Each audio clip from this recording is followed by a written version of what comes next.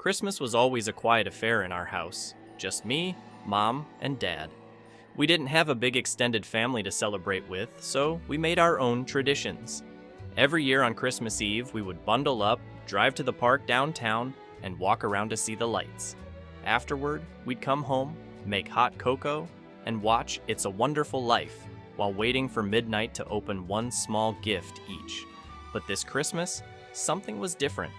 Dad had been working a lot more lately, coming home late and missing dinner almost every night. He had missed our trip to the park earlier that evening, saying he had to work overtime again. I could tell it was hard on Mom, though she didn't say much about it. There was a sense of tension in the air that night, and I knew it wasn't just because of the holiday rush. After we got back from the park, Mom and I settled in for our usual Christmas Eve routine. She made the hot cocoa, and we started watching the movie. But as the hours ticked by and midnight approached, Dad still wasn't home. "I'm sure he's just finishing up," Mom said, trying to sound upbeat, but I could tell she was worried. I felt it too. This Christmas felt different, and not in a good way. At about 11:30, the front door finally creaked open. Dad walked in looking exhausted but carrying a small gift-wrapped box. He smiled, though it didn't quite reach his eyes, and sat down next to us. "Sorry I'm late," he said quietly, handing the box to Mom. She looked at it, confused. "What's this?" she asked, her voice soft but strained. Dad sighed. "I've been working so much lately because I've been saving up for this," he said. "It's been a tough year, and I know I haven't been around as much as I should have. I'm sorry." Mom opened the box slowly, revealing a delicate gold necklace with a heart-shaped pendant. Inside, the heart was a tiny picture of the three of us from one of our Christmases years ago. "I wanted to remind you that no matter how busy things get or how much time I spend at work, you and our family are what's most important to me," Dad said. His voice cracked a little, and for the first time in a while, I saw how much he had been carrying on his shoulders. Tears welled up in Mom's eyes as she ran her fingers over the necklace. "I just miss you," she whispered, and Dad pulled her into a hug. I sat there, watching them, feeling a mixture of relief and happiness.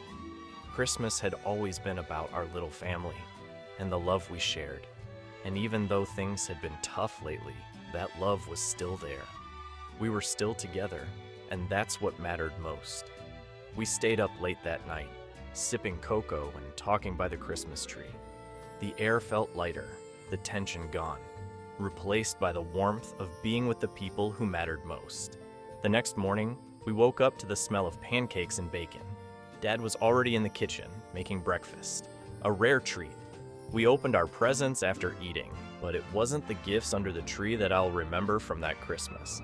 It was the gift of realizing that even when life gets hard, as long as we have each other, we'll get through it. That Christmas was a turning point for our family. Dad made more of an effort to be home, and the time we spent together became more precious. Every year since, that gold heart pendant has hung on our tree, a reminder of the Christmas we rediscovered the meaning of family and the love that holds us together. It was Christmas Eve, and my brother and I were filled with excitement.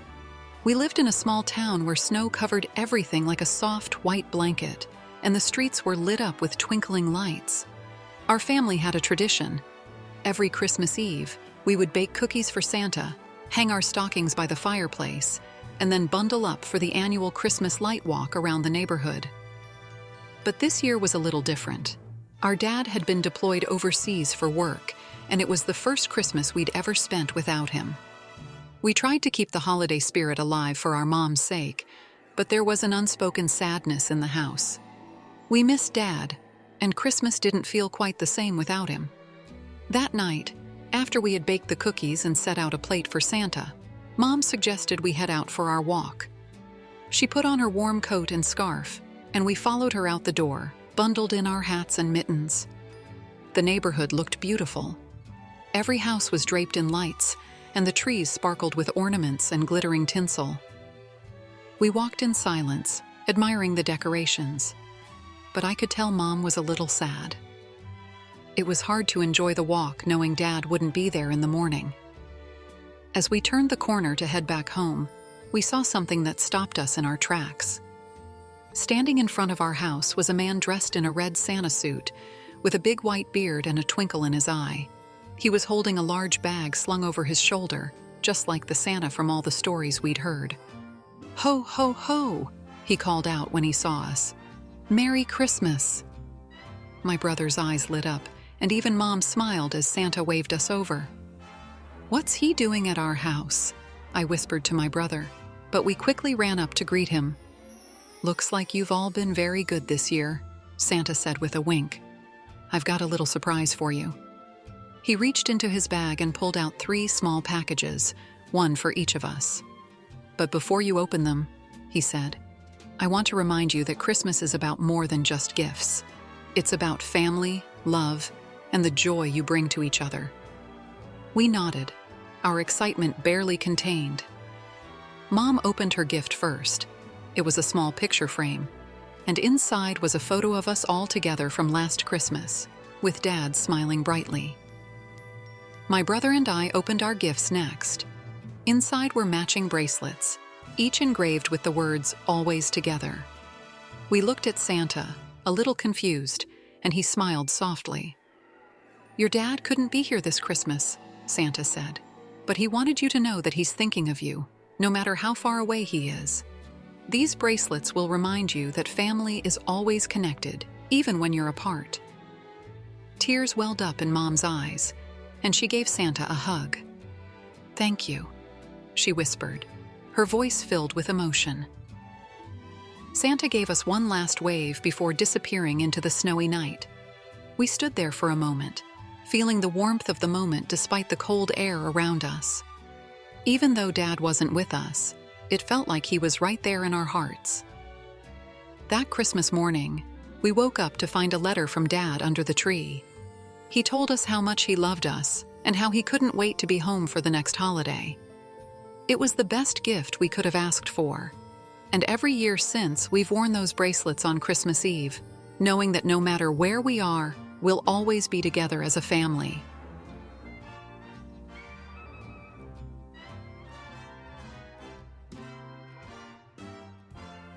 When I was a kid, Christmas at my grandparents' house was the most magical time of the year.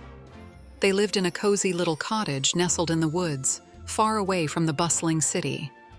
Every year, my family would make the drive to spend the holidays with them, and it was always a time filled with joy, laughter, and a little bit of magic. It was Christmas Eve, and we had just finished decorating the tree. My grandma always insisted on using the same ornaments she had collected over the years: handmade snowflakes, little wooden reindeer, and colorful glass balls that glimmered in the soft glow of the twinkling lights. After the tree was perfect, we gathered around the fireplace, sipping hot cocoa and listening to Grandpa tell stories about Christmases long ago. But that year, something different happened. Just as Grandpa was finishing his story, there was a knock at the door. It was strange because we lived so far out in the woods, no one ever visited, especially not on Christmas Eve. My dad went to open the door, and there, standing in the snow, was a tall, old man dressed in a long red coat, his white beard flowing down to his chest. "Merry Christmas," he boomed, his voice deep and warm. He had a large sack slung over his shoulder, and his eyes twinkled with kindness. My grandparents smiled knowingly, as if they recognized him. "Come in, old friend," Grandma said, and the man stepped inside, brushing the snow off his coat. "Who is that?" I whispered to my mom, but she just smiled and told me to wait and see.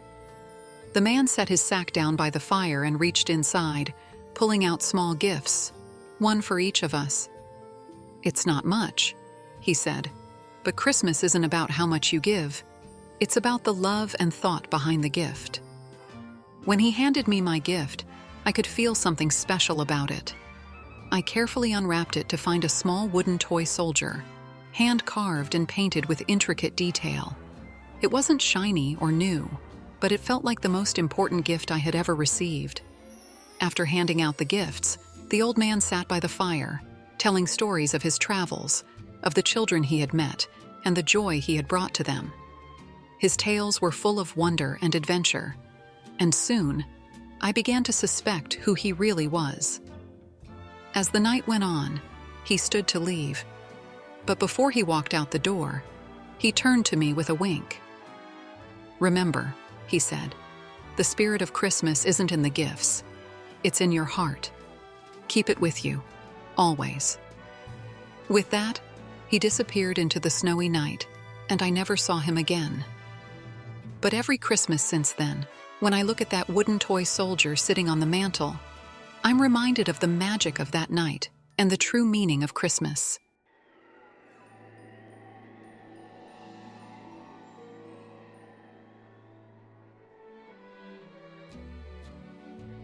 Christmas at our house was always special, but this year had a little extra magic in store. My family had recently moved into an old Victorian-style house that had been in my dad's family for generations. It was beautiful, with its tall ceilings, intricate woodwork, and grand staircase. But what made it truly magical was the legend of the Christmas bell. According to the story, my great-grandfather had hidden a silver bell somewhere in the house on his last Christmas before passing away. It was said that whoever found the bell would receive a special Christmas wish. My parents told us the story every year, but no one in the family had ever found the bell. This year, my siblings and I decided that we were going to find it. The house was large, with plenty of hiding places, so it wasn't going to be easy. On Christmas Eve, after decorating the tree and having our big family dinner, we set out on our mission. We split up, each of us searching a different part of the house. My brother started in the attic, convinced that the bell would be hidden in one of the old trunks filled with family heirlooms. My sister checked the basement, while I began searching the main floor, focusing on the living room, where the Christmas tree stood proudly in the center. As I rummaged through drawers and cabinets, I began to wonder if the bell was even real. Maybe it was just a family legend, something to add a little extra magic to the holiday season. But just as I was about to give up, I heard a soft jingle. It was faint, like the sound of a distant wind chime, but I was sure I heard it. I looked around the room, trying to figure out where the sound was coming from. The jingle rang again, and this time, it was clearer. It seemed to be coming from the fireplace. I knelt down in front of the hearth, looking closely at the bricks.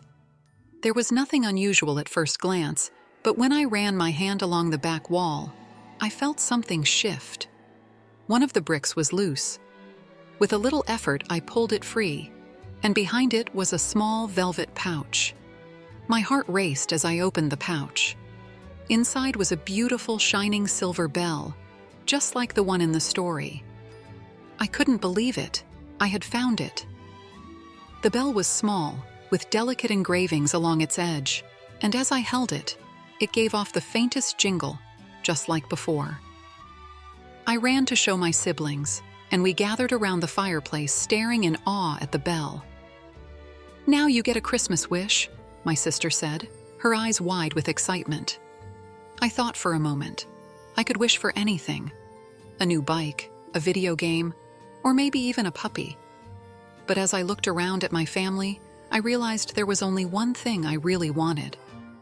"I wish for us to always be together, just like this," I said, ringing the bell gently.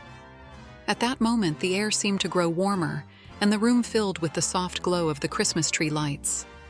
My parents walked in, smiling, and we all sat together by the fire, sharing stories and laughter late into the night. That Christmas morning, there was a different kind of magic in the air. It wasn't about the presents or the decorations, but the feeling of love and togetherness that filled the house. My wish had come true, and even though the silver bell was carefully put away after the holidays, the memory of that Christmas has stayed with me ever since. Each year, we remember the legend of the Christmas bell, but now we know that the real magic of Christmas isn't in the wish. It's in the time we spend with the ones we love.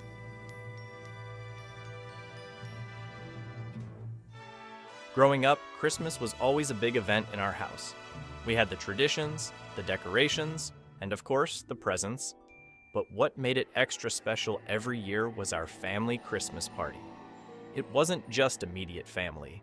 Our cousins, aunts, uncles, and even neighbors would come over for a huge celebration on Christmas Eve.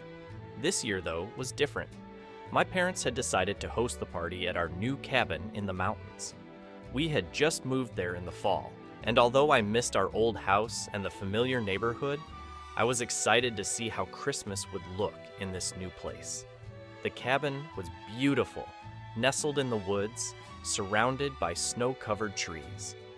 We spent the whole week before Christmas decorating, stringing lights along the porch, hanging garlands, and setting up the biggest Christmas tree we had ever had in the living room. Everything seemed perfect. That evening, as guests started to arrive, the house filled with the sound of laughter, holiday music, and the smell of freshly baked cookies.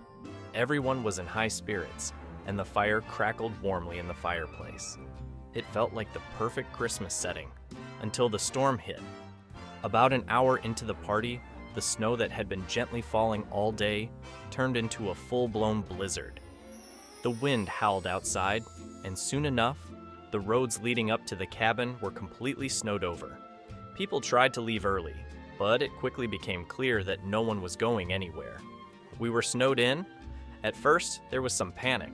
Some of the adults worried about how long the storm would last, or if we had enough food for everyone. But my parents, always the optimists, quickly calmed everyone down. "We'll make the best of it," my dad said, lighting some extra candles. "After all, what's Christmas without a little adventure?" And so, we settled in for what would turn out to be one of the most unforgettable Christmases of my life. The power went out not long after the storm kicked into full gear, but instead of dampening the mood, it made the cabin feel even cozier. My cousins and I grabbed all the blankets we could find and built a massive fort in the living room. We gathered under it, telling stories, playing games, and sneaking cookies from the kitchen when no one was looking.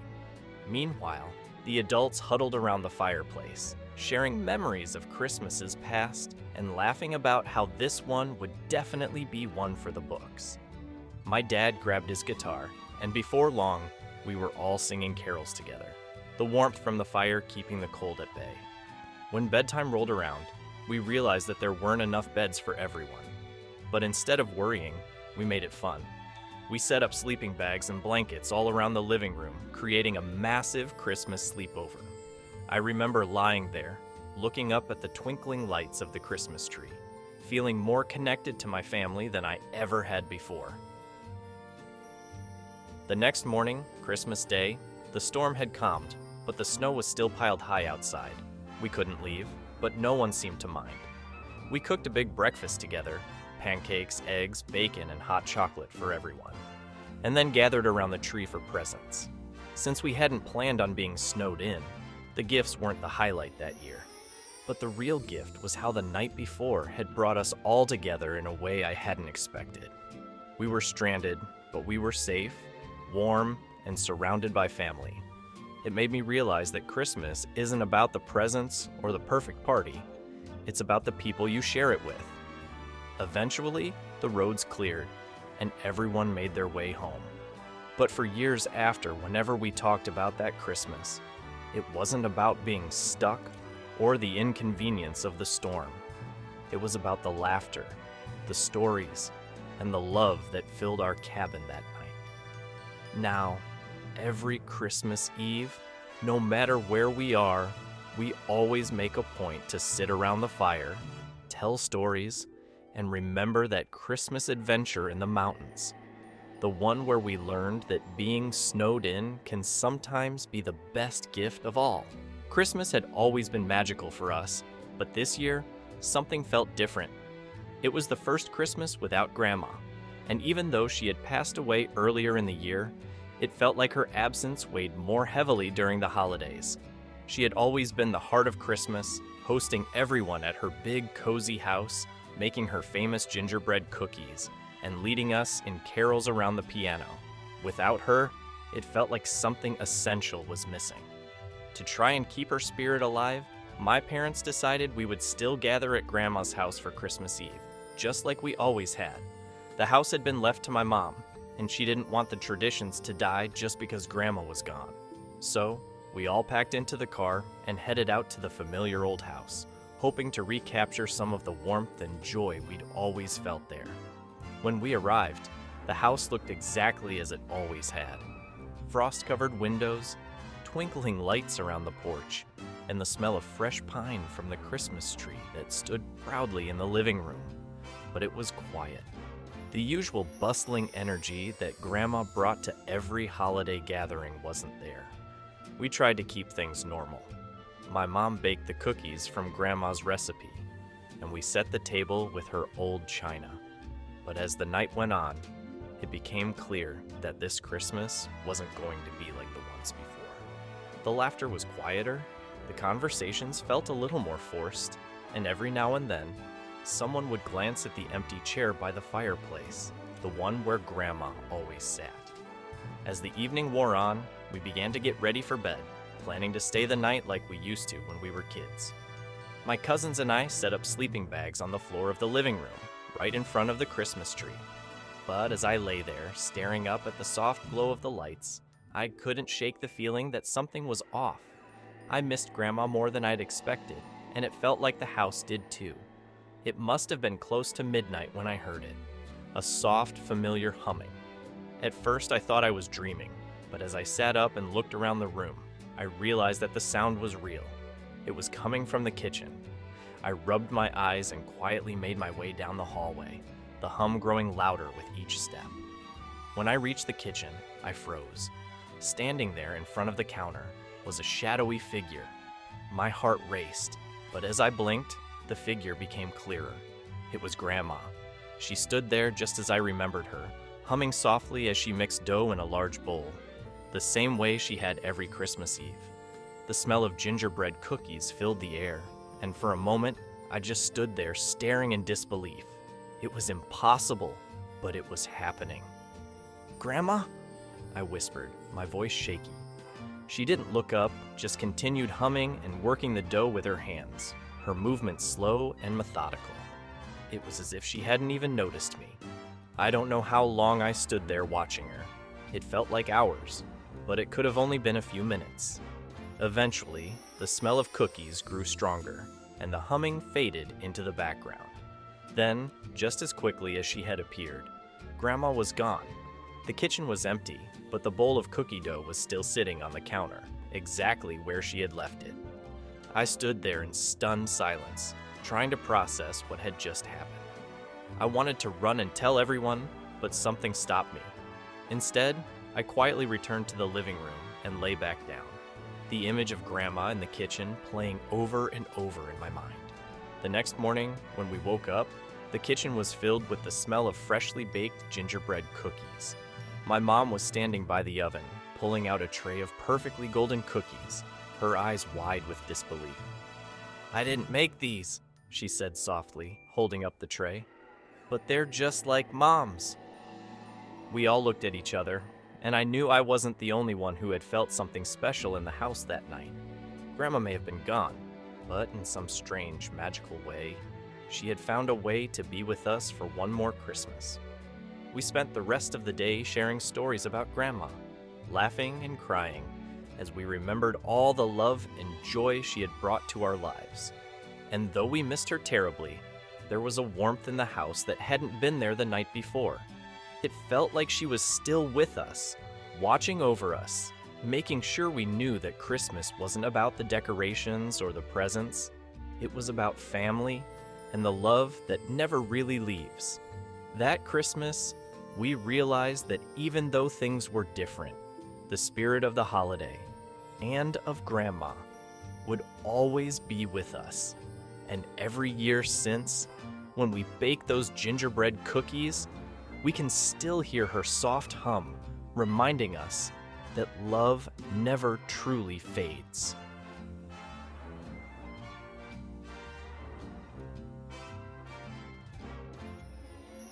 Every Christmas Eve, my siblings and I would sit by the fireplace, listening to Dad tell the story of the Christmas Visitor. It was a family tradition, passed down from his father and his father before him. The story was about a mysterious traveler who would visit homes on Christmas Eve, bringing a little magic with him wherever he went. I always thought it was just a fun tale, a way to get us excited for Christmas morning, until last year when something strange happened, something none of us could explain. It was Christmas Eve, and like always, we were at our family cabin in the mountains.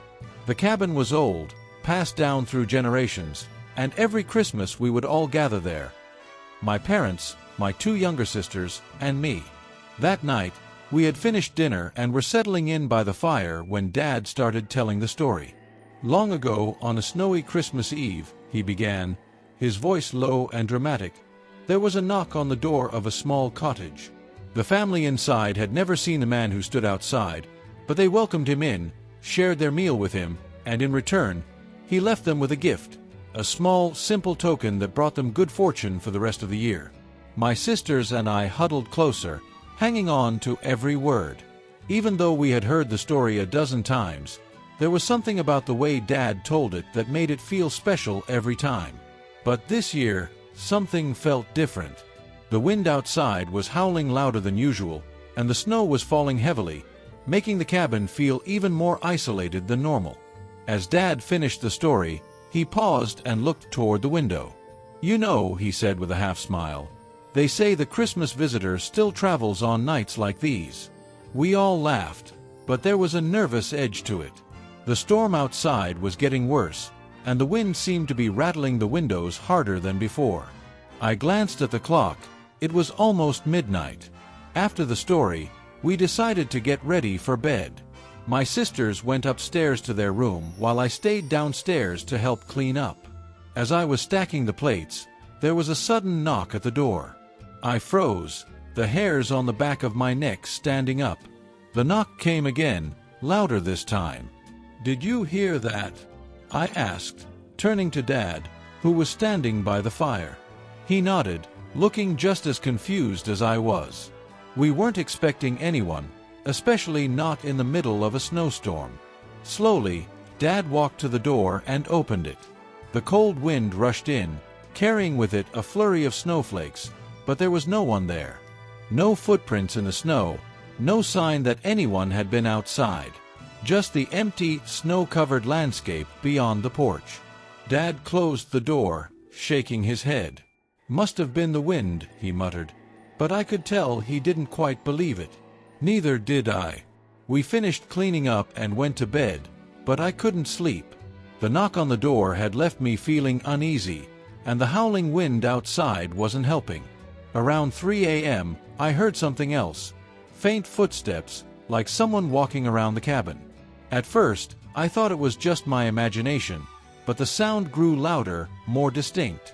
I got out of bed and tiptoed downstairs, careful not to wake my parents. The living room was dark except for the faint glow of the dying fire. As I reached the bottom of the stairs, I saw something that made my heart stop. In front of the fireplace was a pair of boots, old, worn, and covered in snow. They hadn't been there before. I stood frozen in place, my mind racing. Who could have left them there? No one had been in the cabin except for us. Just as I was about to turn and run back upstairs, I noticed something else, a small, wrapped package sitting on the mantel. It hadn't been there earlier, either. I approached it slowly, my heart pounding in my chest. The package was wrapped in simple brown paper, tied with a piece of twine. There was no name on it, no note, nothing to indicate where it had come from. I reached out and picked it up, feeling the weight of it in my hands. It was small, but heavier than I expected. Slowly, I untied the twine and unwrapped the paper.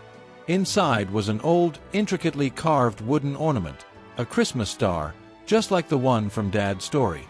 I stared at it in disbelief. There was no way this could be real. The story was just that, a story. But there it was, the star, exactly as Dad had described it every year.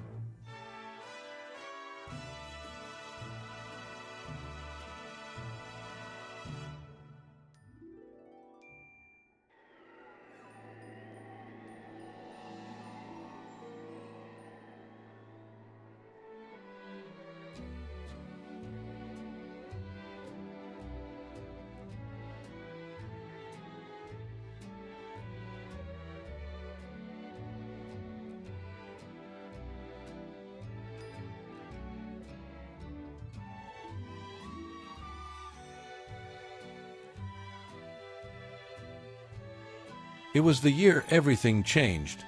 My husband and I had always dreamed of a big family Christmas in our new house, with all the chaos and joy that comes with hosting. But this year, our dream was shattered before the holidays even began. My husband lost his job in November, and with our finances already tight, we knew Christmas would look different. There were no lavish gifts under the tree, no elaborate meals planned, and no big family gathering like we'd imagined. Instead, it was just the two of us and our two kids, trying to keep the magic alive with whatever little we could afford. We didn't tell the kids much. They were still young and blissfully unaware of the struggles we were facing, but the weight of it all hung heavy over us. The tree was up, the lights twinkled in the window, but the spirit of Christmas felt dimmer than it ever had before. As Christmas Eve approached, we decided to make the best of it. We spent the day baking cookies from scratch, using the last bit of flour and sugar we had, and watched Christmas movies with the kids. That night, we sat around the tree, telling stories and sharing memories, trying to hold on to the joy that had always made this time of year so special. It was while we were sitting there, just before bedtime, that we heard a knock at the door. My husband and I exchanged a confused look. Who would be visiting on Christmas Eve, especially in the middle of a snowstorm? I got up to answer it, unsure of what to expect. When I opened the door, no one was there. But sitting on the porch was a large box, wrapped in bright red paper with a big gold bow. I glanced around, but there were no footprints in the snow, no sign of anyone who might have left it. "Who is it, Mom?" my son called from the living room. "No one," I said slowly, bending down to pick up the box. It was heavy, much heavier than I expected. I carried it inside and placed it under the tree. My husband looked as puzzled as I felt. "What is that?" he asked. "I don't know," I replied. There was no one outside. The kids were already crowding around the box, their eyes wide with excitement. "Can we open it?" my daughter asked, bouncing on her toes. I hesitated for a moment before nodding. "Go ahead." The kids tore into the wrapping paper, their laughter filling the room as they uncovered what was inside. The box was filled with gifts, beautifully wrapped packages with tags that had each of our names on them. There were toys for the kids, warm clothes for my husband and me, and even a small basket of food, enough to make a proper Christmas dinner. My heart swelled as I watched my children's faces light up with joy. It was more than we could have ever hoped for. But I couldn't shake the mystery of it. Who had left these gifts? And how did they know exactly what we needed? My husband and I looked at each other, both of us silently wondering the same thing. We checked the tags again, but there was no name, no indication of who had sent the box. Later that night, after the kids were tucked into bed, we sat together by the fire, sipping hot chocolate and marveling at the generosity of whoever had left the gifts. "It feels like a miracle," I said softly, staring at the glowing embers in the fireplace. My husband nodded. "It does. I just wish we knew who to thank." We talked for a long time, trying to figure out who could have known about our situation. We had kept our financial troubles to ourselves, not wanting to burden anyone with our problems, but somehow, someone had known exactly what we needed. As we sat there in the quiet of the night, a thought occurred to me. "Do you remember the story Grandma used to tell?" I asked. My husband smiled, the memory lighting up his face. "The one about the Christmas angel?" I nodded. She used to say that on the coldest, darkest nights, an angel would visit families in need, leaving gifts of hope and kindness. He chuckled softly. "I thought that was just a fairy tale." "Maybe it is," I said, leaning my head against his shoulder. "But tonight, it doesn't feel like one." We sat in silence for a while, watching the fire crackle and dance in the hearth. Outside, the snow was falling softly, blanketing the world in a peaceful quiet.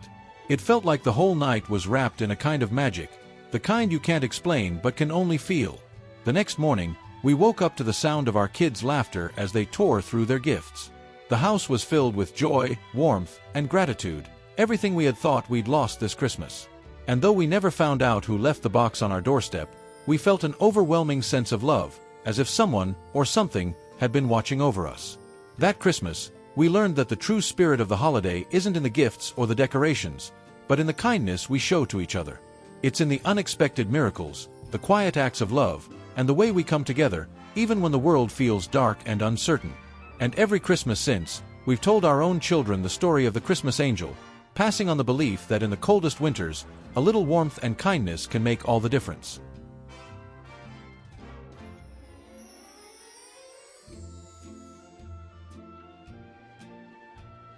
Growing up, my family always celebrated Christmas in a big way.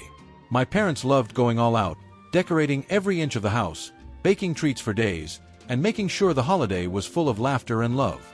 But the year my father passed away, everything changed. It was just a few weeks before Christmas, and the holiday spirit seemed to vanish with him. My mom was devastated.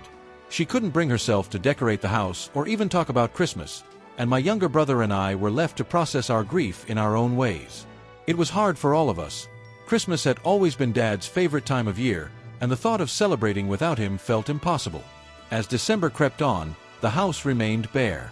No tree, no lights, no cookies baking in the oven.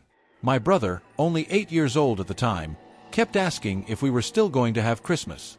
He didn't understand why everything was so different. "We'll see," Mom would say, but I knew she couldn't face it. One night, about a week before Christmas, I was lying in bed, staring up at the ceiling, when I heard a noise. It was a soft, almost musical sound, like bells jingling. I sat up and listened, but it was quiet again. I figured it was just my imagination and went back to sleep. The next morning, when I went downstairs, I was greeted by the sight of something strange. A single ornament was hanging on the fireplace mantel. It was an old wooden angel, one that my dad had made years ago when he was learning woodworking. I hadn't seen it since we packed away the Christmas decorations the year before. "Did you put this here?" I asked my mom, holding up the ornament. She shook her head, looking just as confused as I was. "No, I haven't touched the decorations." I shrugged, thinking maybe my brother had found it and put it out without saying anything. But that night, the jingling bells woke me up again. This time, they were louder, and when I opened my eyes, I could have sworn I saw a soft glow coming from the living room. I got out of bed and tiptoed down the stairs, my heart racing with curiosity. When I reached the bottom of the stairs, I stopped in my tracks. The living room was dimly lit, but there was enough light to see what had changed. Another ornament was hanging from the fireplace, this time a small, glittery snowflake. And next to it, on the floor, was a strand of Christmas lights, neatly coiled as if waiting to be hung. I stood there for a few moments, my mind racing. There was no way my brother could have done this. He was sound asleep, and he never would have been able to find the decorations in the attic on his own. But then, who? The next day, I asked Mom again if she had decided to start decorating, but she shook her head. "It's not me, honey," she said softly, her eyes full of sadness. "I'm just not ready." That night, I stayed up late, determined to figure out what was going on. I sat on the couch in the dark, listening for the sound of bells. At around midnight, I heard it again. Soft, distant, but definitely real. I looked around, my heart pounding, but no one was there. Suddenly, a faint glow caught my eye. It was coming from the corner of the room, near the box where we kept our Christmas decorations. I walked over and saw something that made my breath catch in my throat. The lid of the box was slightly open, and inside, the decorations were glowing, just barely, but enough to light up the room in a soft, warm light. I knelt down, my hands trembling, and reached into the box. As I touched the decorations, I felt a strange warmth, like the touch of a loved one long gone. I pulled out a handful of ornaments and strung them up around the room, feeling as though I was being guided by something, or someone. The next morning, when my mom came downstairs, she stopped and stared at the room. It wasn't fully decorated yet, but there were enough ornaments and lights to bring a little bit of Christmas spirit back into the house. "Did you do this?" she asked, her voice full of surprise. I nodded, but before I could say anything, my brother came running down the stairs. "Look, it's Christmas," he shouted, his face lighting up with joy. He didn't seem to care who had put the decorations up. All that mattered to him was that the house felt a little more like home again. Over the next few days, the decorations continued to appear. Every night, I would hear the jingling bells, and every morning, there would be a new ornament or string of lights hung up in the house. My mom still hadn't put anything up herself, but I could tell the change in the house was starting to lift her spirits. On Christmas Eve, the final touch appeared. It was a small, handmade stocking with my dad's name stitched on it, hanging from the mantel alongside the rest of ours. I hadn't seen that stocking in years. It had been packed away when Dad stopped working in the workshop. Mom stood in front of the fireplace, tears welling up in her eyes. She reached out and touched the stocking gently, her fingers trembling. "I don't know how," she whispered, her voice breaking. I walked over and put my arm around her. "I think Dad's still with us," I said softly. "He's been here all along." We never figured out who, or what, had been decorating our house that year. But something had brought the magic of Christmas back to us when we needed it the most. Whether it was Dad's spirit, watching over us, or just a miracle of the season, it didn't matter. What mattered was that Christmas was filled with love and warmth, even in the face of loss. That year, we learned that Christmas isn't about the decorations or the presents. It's about the people we share it with, even the ones who aren't with us anymore. Christmas had always been a magical time for us. Growing up, our family traditions were the heart of the holiday. But this year, things were different. We had recently moved to a new town, and everything felt off. The familiar faces, the cozy little town we had always known, the traditions we had built over the years, they were all gone. Instead, we were in a house that didn't feel like home yet, in a neighborhood full of strangers, and the Christmas spirit just wasn't there. It was our first Christmas without my grandmother, who had always been the glue that held our family together during the holidays. Every year, she would host a huge family gathering, with her famous gingerbread cookies and the stories she'd tell by the fireplace. She was the embodiment of Christmas, and her absence was a gaping hole in our hearts. My mom tried to keep things as normal as possible for my younger sister and me, but I could tell she was struggling. It was just the three of us now, and even though we tried to carry on our usual traditions, it felt forced. There was no big family dinner, no warmth of Grandma's laughter filling the house. Just us, in a quiet, unfamiliar place. A few days before Christmas, Mom decided we should do something special to bring some holiday cheer back into our lives. She suggested we make new traditions in this new town.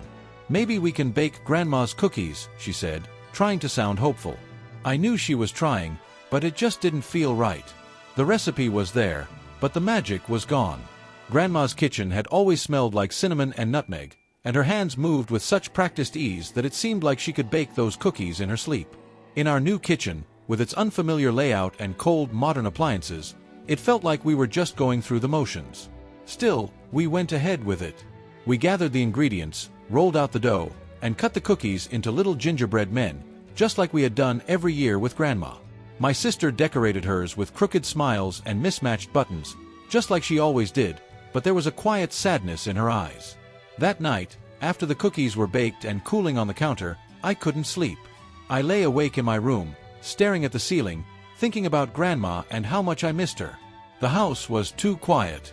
There was no sound of the crackling fire in the living room, no soft hum of Christmas carols in the background. It didn't feel like Christmas at all. Around midnight, I decided to get up and sneak downstairs for one of the cookies we had made. As I tiptoed into the kitchen, I was surprised to see the faint glow of Christmas lights coming from the living room. We hadn't turned them on before bed. Curious, I walked into the living room and stopped in my tracks. The Christmas tree, which had been bare except for a few hastily hung ornaments, was now fully decorated. Beautiful glass ornaments, some of which I recognized from Grandma's house, were hanging from the branches. A soft, warm light filled the room, and there, sitting on the coffee table, was a small wooden box. I walked over to the tree, my heart racing. How was this possible? I reached out and touched one of the ornaments, a delicate angel with wings made of shimmering silver. It was one of Grandma's, one that had always sat on the top of her tree. I turned to the wooden box and carefully opened it. Inside was a stack of old, yellowed recipe cards, each one in Grandma's familiar handwriting. On top was a note, written in her neat script. "For when you need a little Christmas magic. Remember, it's not the decorations or the cookies that make the holiday, it's the love we share. I'll always be with you, my darlings. Merry Christmas." Tears filled my eyes as I read the note. I clutched it to my chest, feeling a warmth that I hadn't felt in a long time. It was as if Grandma had left us one final gift, a reminder that no matter where we were, no matter how much had changed, her love was still with us. I stood there for a long time, staring at the tree, letting the warmth and light fill me up. After a while, I heard footsteps behind me. My mom and sister had woken up and come downstairs. "What's going on?" my mom asked, rubbing her eyes. "Did you?" She trailed off as she saw the tree. I handed her the note, and as she read it, her face softened. She looked at me with tears in her eyes and smiled. "It's Grandma," she whispered. My sister, too young to fully understand, just looked at the tree in awe. "It's so pretty," she said quietly. The three of us stood there together, bathed in the soft glow of the lights, and for the first time that holiday season, it felt like Christmas again. The next morning, we woke up to the smell of gingerbread cookies baking in the oven.